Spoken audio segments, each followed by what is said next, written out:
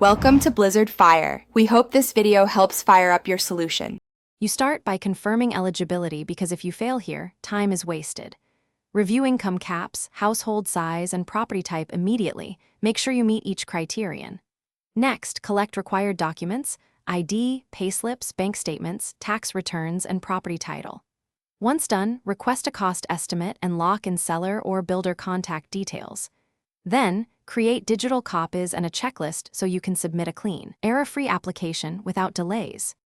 You now fill and submit the official application form, enter accurate figures, and sign all declarations.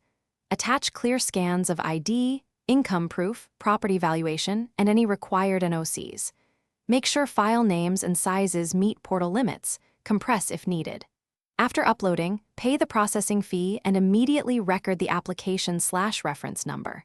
Once that's done, follow up with the lender or authority within 3-5 business days to confirm receipt and resolve. You'll get verification, then a sanction letter. Read it carefully to confirm subsidy percentage and interest terms. Sign the loan agreement and coordinate disbursement dates with the seller or builder.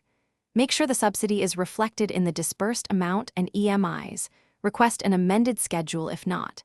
If there's a holdup, contact the assigned officer with your reference number and document evidence, then escalate to the grievance cell if unresolved. Finally, keep copies of all communications for future audits. Thanks for watching. If you found this helpful, don't forget to like and subscribe.